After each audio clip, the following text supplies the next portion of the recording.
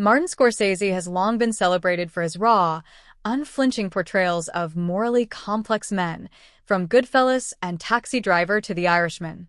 Yet, among his vast body of work lies one of the most tender and visually enchanting films of his career, Hugo, 2011. Unlike his crime sagas, this cinematic gem is a heartfelt tribute to childhood wonder, artistic legacy, and the magic of early filmmaking, a fantasy drama that deserved far more than its modest box office fate.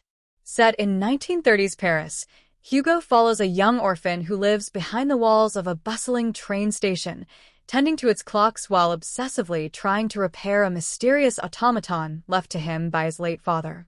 His search for meaning leads him to Isabelle, a curious girl whose godfather, the weary toy shop owner Georges, turns out to be none other than Georges Méliès, one of cinema's first true visionaries. Through this revelation, Hugo unearths a forgotten piece of film history and helps rekindle Méliès's passion for storytelling and illusion. While marketed as a whimsical adventure in the vein of Harry Potter, Hugo was far more introspective. Its failure to find mass-market traction stemmed largely from this misconception. What audiences expected to be a fast-paced fantasy turned out to be an elegant meditation on loss, creativity, and rediscovery.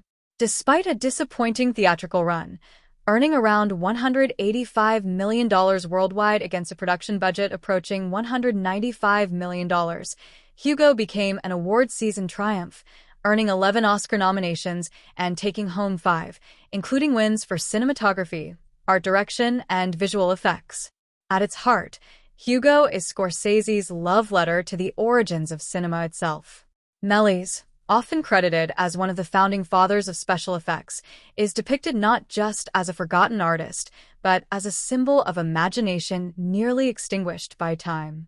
Scorsese's choice to tell this story through the eyes of a child mirrors his own sense of wonder toward film, a perspective inspired, as he revealed, by his daughter Francesca. Her curiosity helped him shape the movie's tone, allowing him to rediscover the world with a sense of innocence and awe. Hugo also marked Scorsese's first foray into 3D filmmaking, a bold move for a director synonymous with traditional craft. In conversation with James Cameron, Scorsese explained that he saw 3D not as a gimmick, but as an extension of cinematic depth and emotion. It had a lot to do with the machinery of 3D, which creates something beyond itself, he said. The movies bring people together, the images disappear, but the emotional impact stays. Critics like Roger Ebert agreed, calling Scorsese's use of 3D a model of how to use the medium right, praising its ability to draw audiences deeper into Hugo's clockwork world without cheap spectacle. Beyond its technical beauty, Hugo endures because it captures something deeply human, the link between invention and emotion. Every turn of a gear and every flicker of film is a metaphor for how art and machinery can merge to express the inexpressible. The automaton's hidden message becomes more than a plot device. It's a symbol of how every creation carries a piece of its maker's soul.